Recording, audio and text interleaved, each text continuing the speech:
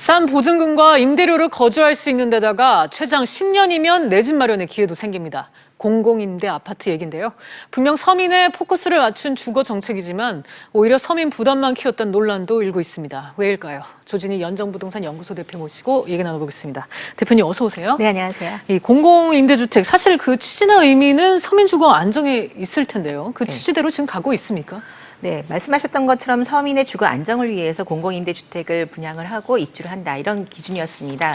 말 그대로 돈 모아서 내 집을 마련해라. 그리고 초기에 부족한 자금이라든가 좀 그 보증금이라든가 임대료를 좀 더 저렴한 수준으로 해서 주거 안정화를 깨야겠다. 그래서 상대적으로 장기적으로 놓고 봤었을 때 국가가 제공하는 좋은 주택이라는 이미지가 좀 강했던 것이 사실입니다. 네, 앞서 이제 잠깐 말씀드리긴 했는데 최장 10년이면 내 집 마련의 기회가 생기는 게 또 큰 장점입니다. 정확히는 이제 분양 전환 시에 분양 우선권이 주어지는 걸로 알고 있는데 절차가 어떻게 됩니까? 예, 말씀하셨던 것처럼 분양 시점 기준이 이제 입주 공고 기준이 아닌 이제 10년이 지나고 나서 분양 전환하는 시점을 기준으로 합니다. 근데 여기서 이제 기준치가 되는 것이 현 세입자 임차인이라는 주거가 되는데 최근 들어서 약간 규정이 바뀐 내용들이 있었습니다. 예전 같은 경우는 임차인이 무주택 세자주일 경우에는 10년 뒤에 분양 전환 자격이 됐습니다. 근데 최근 들어서 위법 여부가 바뀌었던 내용 중에 하나가 무주택 세대주 말고 가족 부인이라든가 자녀가 구입을 하는 주택이 있을 경우에는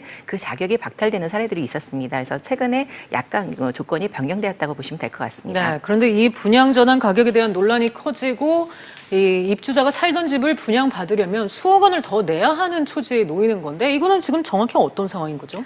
기본적으로 이제 10년이라는 시간이 지났을 때 어떤 토지 가격이나 가격 상승을 좀 예상을 해야 될 것 같습니다. 이번에 많이 논란이 됐던 판교의 사례를 놓고 본다면 84m 제곱 기준으로 했을 때 그 작년 기준으로 했을 때 거의 9억대 후반 10억대의 가격이 형성되었던 것이 최근에 거의 13억대의 가격을 형성하고 있었습니다. 근데 문제는 입주 당시 10년 전 가격을 놓고 봤었을 때 보증금이 거의 뭐 2억 4천, 3억대 초반이었는데 그 상승폭을 놓고 봤었을 때 거의 2.5배, 3배 달하는 가격이 상승이 되었습니다.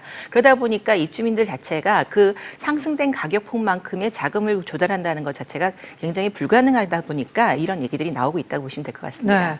결국 분양 우선권이 주어지더라도 의미가 없게 된 건데 입주자 입장에서는 반발이 클 수밖에 없겠네요. 네, 가장 이제 많이 논란이 되고 있는 것 중에 하나가 5년 임대차하고 10년 임대차의 기준이 좀 다릅니다. 5년 임대차 같은 경우는 건설 원가에다가 감정가액을 평가한 금액을 반을 나눴기 때문에 실제적으로 입주 당시에 5년 뒤에 그 분양 가격 전환 가격들을 예상할 수 있고 그 수익을 기대할 수도 있고 실제적인 감정가액 상승폭도 적습니다. 그런데 10년 장기 임대 같은 경우는 시세 당시를 기준으로 해서 입주 전환 시점에서의 어떤 가격 감정가액을 하다 보니까 거의 시세에 준하는 가격을 형성되게 되어 있습니다. 그러다 보니까 상대적으로 입주 당시에 보증금 자체가 입주 분양가 주변의 분양가 대비해서 크게 격차가 나지 않았던 것이 입주 전환 시점에서 훨씬 더 높은 가격을 부담을 해야 되는 그런 상황이 놓여졌다고 보시면 될 것 같습니다. 네, 한편 일부 입주자들 사이에서는 임대료 상승폭에 대한 불만도 나오던데요. 이건 또 왜 그런 겁니까?